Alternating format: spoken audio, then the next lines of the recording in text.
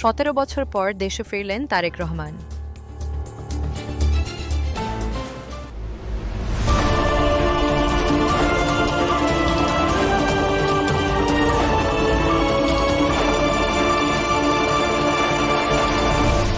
Channel CB দীর্ঘ 17 বছর পর দেশে ফিরলেন বাংলাদেশ জাতীয়তাবাদী দলের ভারপ্রাপ্ত চেয়ারম্যান তারেক রহমান। আজ বৃহস্পতিবার বেলা 11:40 তাকে বহনকারী বিমানটি রাজধানীর হজরত শাহজালাল আন্তর্জাতিক বিমানবন্দরে অবতরণ করে। বিমানবন্দরে পৌঁছানোর মধ্য দিয়ে দীর্ঘ নির্বাসিত জীবনের অবসান ঘটল তারেক রহমানের। বিমান থেকে নামার পর তিনি সংক্ষিপ্ত সময়ের জন্য দলীয় নেতাকর্মীদের উদ্দেশ্যে কৃতজ্ঞতা প্রকাশ করবেন রাজধানীর 300 ফিট এলাকায়। এরপর তিনি রাজধানীর এভারকেয়ার হাসপাতালে যাবেন, সেখানে চিকিৎসাধীন তার মা ও সাবেক প্রধানমন্ত্রী বেগম খালেদা জিয়াকে দেখতে।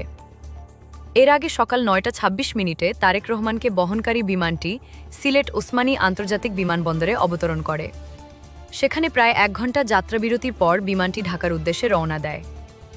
উল্লেখ্য, তারেক রহমানকে বহনকারী বোয়িং 787-8 ড্রিম লাইনার ফ্লাইট নম্বর BG202 স্থানীয় সময় বুধবার সন্ধ্যা 6:15 লন্ডনের হিথ্রো বিমানবন্দর থেকে ঢাকার উদ্দেশ্যে যাত্রা শুরু করে।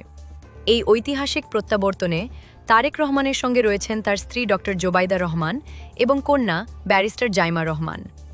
17 বছর পর তারেক রহমানের দেশে ফেরা দেশের রাজনৈতিক অঙ্গনে নতুন আলোচনার জন্ম দিয়েছে বলে মনে করছেন রাজনৈতিক বিশ্লেষকরা।